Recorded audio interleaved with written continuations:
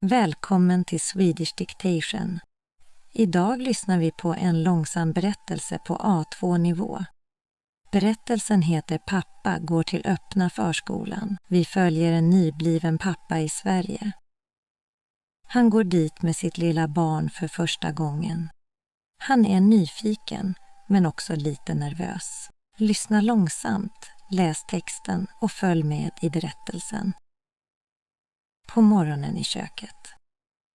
Erik står vid diskbänken med en kopp kaffe. Leo sitter i barnstolen och slår med en liten sked. Erik har inte sovit mycket i natt. Han tänker att dagen kan bli lång om de bara stannar hemma. På telefonen ser han orden öppna förskolan. Han läser att föräldrar och barn kan komma utan bokning. Det låter enkelt, men också lite främmande. Han säger tyst till Leo att de kanske ska prova vid frukostbordet. Gröten är varm och mjölken står bredvid. Leo tappar skeden på golvet igen. Erik skrattar, men han känner sig trött. Han tänker att Leo behöver se andra barn. Han tänker också att han själv behöver höra mer svenska. Hemma blir dagarna ibland väldigt tysta. Öppna förskolan känns som en liten möjlighet. Efter frukosten bestämmer han sig i hallen. Erik lägger fram overallen och små strumpor. Leo tittar på dörren som om han redan vet något. Erik stoppar blöjor och våtservetter i väskan. Han lägger också ner en extra napp. Han undrar om andra pappor brukar gå dit. Han undrar om han kommer att förstå reglerna. Sedan säger han till sig själv att det bara är ett besök. Han behöver inte vara perfekt utanför huset. Luften är kall men klar. Barnvagnen rullar över små stenar på gården. Leo håller i en blå vante. Erik låser dörren och känner efter i fickan. Nycklarna är där och telefonen är där. Han känner sig som någon som ska på en liten resa. Resan är bara till en lokal nära biblioteket. Ändå känns det nytt, på väg till hållplatsen. Bussen kommer om 6 minuter. Erik går långsamt längs trottoaren. Leo tittar upp mot träden. En äldre kvinna ler mot barnvagnen. Erik ler tillbaka och säger hej.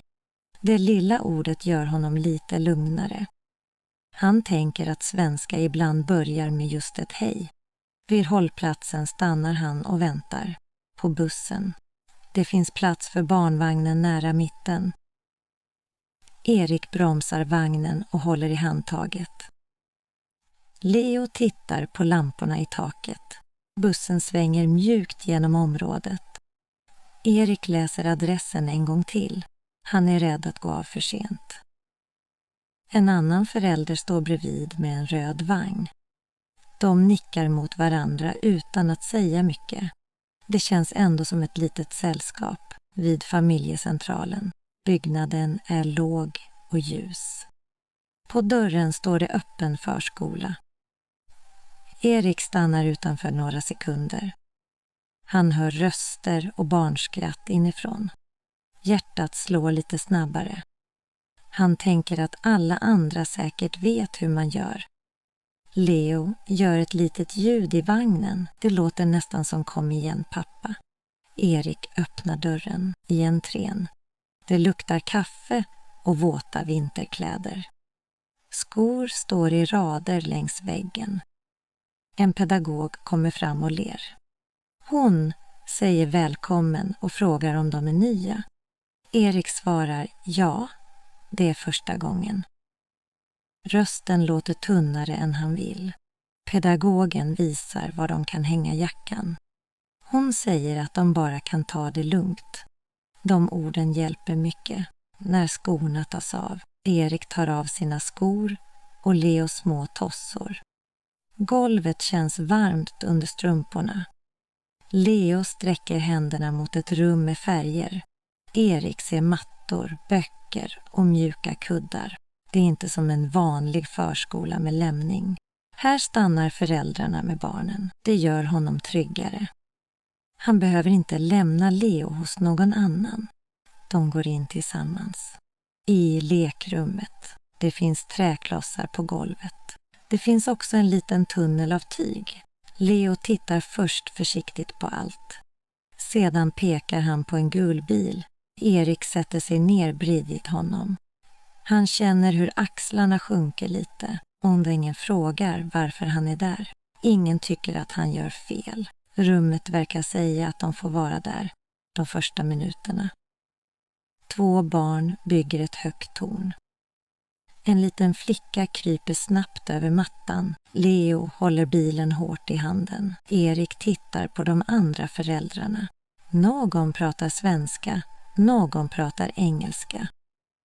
En pappa byter blöja vid ett bord. Det gör Erik glad på ett tyst sätt. Han är inte den enda pappan i rummet. Han börjar andas långsammare. Första samtalet. En mamma bredvid honom säger att bilen är populär. Erik svarar att Leo gillar jul. Meningen är kort, men den fungerar. Mamman frågar hur gammal Leo är. Erik säger 10 månader. Han måste tänka en sekund på ordet månader. Mamman väntar vänligt. Det känns inte som ett prov. Det känns som ett vanligt samtal. Sångstunden börjar. Pedagogen klappar händerna mjukt. Hon säger att det snart är sångstund. Alla sätter sig i en stor ring. Erik sätter Leo i knät. Leo tittar på de andra barnen med stora ögon. Den första sången handlar om en liten spindel. Erik kan inte alla ord. Han följer rörelserna med händerna. Leo skrattar när alla händer går upp i luften. Mitt i sången. Rummet blir både lugnt och livligt. Barnen låter, men ljudet känns vänligt. Erik sjunger lågt för att inte höras för mycket. Efter en stund märker han att ingen lyssnar på hans röst. Alla är upptagna med sina barn. Det gör honom modigare. Han sjunger lite högre i nästa rad.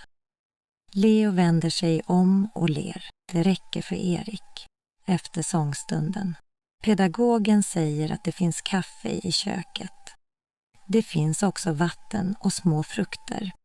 Erik bär Leo mot bordet. Han tar kaffe i en vit mugg. Han tänker att fika finns överallt i Sverige. Men här känns fikat extra viktigt. Det är en paus för vuxna också. Han sätter sig vid ett bord nära fönstret. Leo får en bit banan vid fikabordet. En annan pappa heter Johan. Han har en dotter som är nästan 1 år. Johan frågar om Erik bor nära. Erik säger ja, ungefär 10 minuter bort. Han märker att han förstår nästan allt. När han inte förstår frågar han en gång till. Johan upprepar utan problem. Samtalet går långsamt, men det går framåt. Erik känner en liten stolthet varför de kom dit. Johan frågar om Erik är föräldraledig. Erik nickar och säger att han är hemma med Leo. Han berättar att dagarna ibland blir ensamma. Johan säger att han kände samma sak i början. Det svaret gör något med Erik. Han trodde att känslan bara var hans egen. Nu förstår han att fler pappor kan känna så. Öppna förskolan är inte bara för barnen. Den är också för de vuxna. När Leo kryper iväg. Leo ser den lilla tygtunneln igen. Han kryper mot den utan att titta bakåt. Erik följer efter på knä. Leo stannar vid öppningen och tittar in. Sedan kryper han genom hela tunneln. På andra sidan slår han händerna i golvet. Erik applåderar tyst. Han känner en varm stolthet i bröstet. Det här var kanske precis vad Leo behövde. En liten olycka. Plötsligt kommer en mjuk boll rullande. Leo tar bollen och håller den nära magen. Ett annat barn vill ha tillbaka den. Barnet börjar gråta lite. Erik blir osäker på vad han ska göra. Pedagogen kommer lugnt fram. Hon säger att barnen övar på att dela. Erik ger bollen tillbaka tillsammans med Leo. Situationen blir liten igen. Inne på toaletten. Efter en stund behöver Leo en ny blöja. Erik går till skötrummet. Där finns papper, tvål och en liten soptunna. Allt är enkelt och praktiskt. Han byter blöjan långsamt. Leo sparkar med benen och försöker ta en leksak. Erik skrattar för sig själv. Till och med skötrummet känns mindre svårt än hemma. Det hjälper att veta att platsen är gjord för barn. Tillbaka i rummet. När de kommer tillbaka läser en pedagog en bok. Boken handlar om en katt som inte vill sova. Barnen sitter nära, men inte helt stilla. Leo kryper fram till en stor kudde. Erik sätter sig bakom honom. Han lyssnar på de enkla meningarna. Han tänker att barnböcker är bra svensklektioner. Orden är korta och tydliga. Han vill låna liknande böcker på biblioteket. Ett oväntat lugn. Tiden går snabbare än Erik trodde. Först tittade han på klockan hela tiden. Nu glömmer han nästan bort den. Leo leker nära en liten spis av trä. En pojke ger honom en plastkopp. Leo tar koppen som en stor present.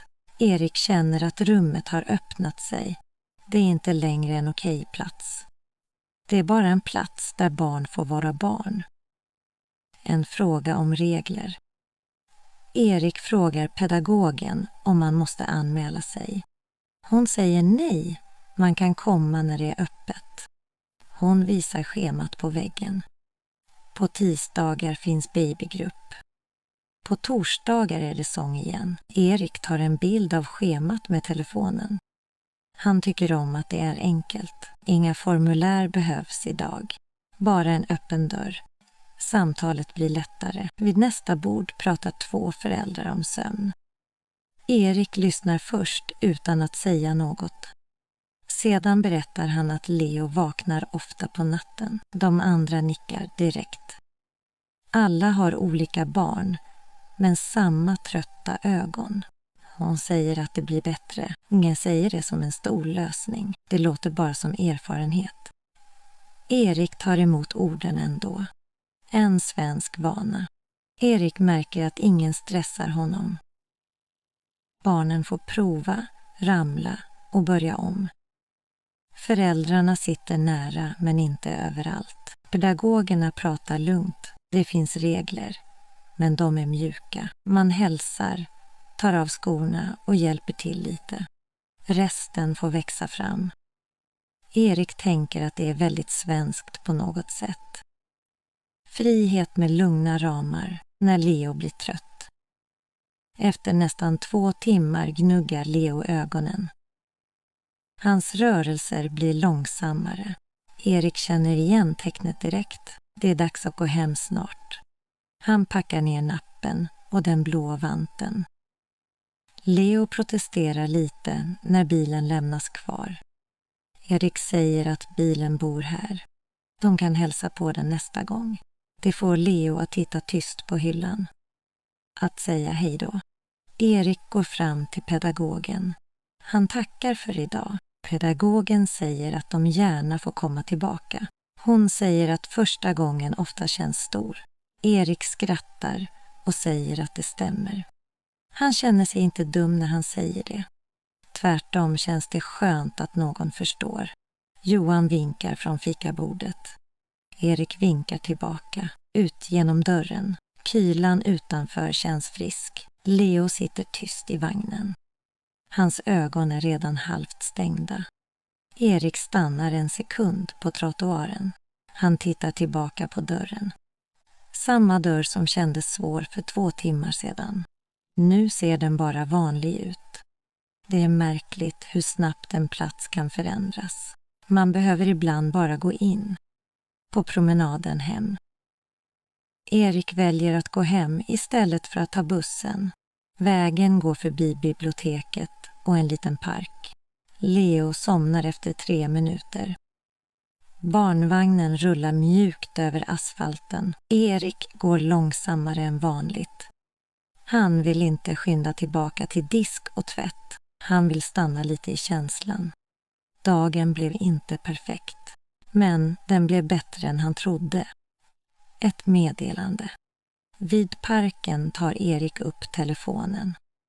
Han skickar ett röstmeddelande till sin partner. Han säger att de faktiskt gick dit. Han säger att Leo kröp genom en tunnel. Han säger också att han själv pratade svenska. När han hör sin egen röst ler han. Det låter nästan som en liten seger. Inte en stor seger, men en riktig. Sedan stoppar han ner telefonen igen. Hemma igen. I hallen sover Leo fortfarande. Erik tar av sig jackan mycket försiktigt. Han ställer barnvagnen nära väggen. Hemmet känns tyst, men inte lika ensamt. På köksbordet ligger morgonens kopp kvar. Kaffet är kallt nu. Erik häller ut det och gör en ny kopp. Den här koppen smakar annorlunda. Den smakar som efter en liten utflykt, efter vilan. När Leo vaknar är han hungrig. Erik värmer mat och sätter honom i stolen. Leo pratar med sina egna små ljud. Han verkar nöjd och trött på samma gång. Erik berättar om bilen, tunneln och sången. Leo förstår kanske inte orden, men han förstår tonen. Pappas röst är lugnare nu. Det märks i hela köket på kvällen. Senare på kvällen ligger leksaker på golvet. Erik plockar undan bara hälften. Han låter resten vara kvar till imorgon. Han tittar på bilden av schemat i telefonen. Babygruppen på tisdag verkar passa bra. Han känner inte längre samma motstånd. Nästa gång vet han var skorna ska stå. Han vet var kaffet finns. Han vet också att han får vara ny. Innan läggdags. Leo sitter i pyjamas med trötta ögon. Erik läser en liten bok om djur. Orden är enkla och långsamma. Han tänker på sångstunden igen. Kanske kan han lära sig sången till nästa gång. Kanske kan Leo känna igen melodin. Små rutiner börjar ofta så.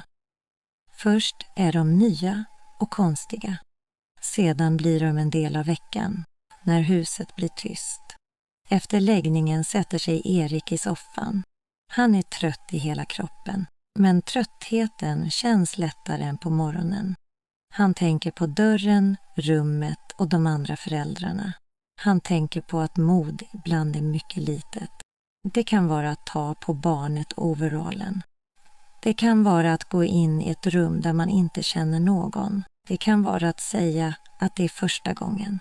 Idag gjorde han allt det, är tanken. Innan han går och lägger sig öppnar Erik kalendern. Han skriver öppna förskolan på tisdag. Han lägger inte till ett frågetecken. Det känns viktigt. Besöket blev inte bara en aktivitet för Leo. Det blev också en väg ut ur pappans egen tystnad. I Sverige finns många dörrar som man först inte förstår. Den här dörren var varm på insidan. Därför vill han öppna den igen. Bra jobbat. Nu är berättelsen slut. Pappan gick dit med oro i magen. Han kom hem med mer lugn i kroppen. Öppna förskolan blev inte en stor sak. Den blev en liten dörr in i vardagen. Tack för att du lyssnade. Vi ses i nästa långsamma svenska berättelse.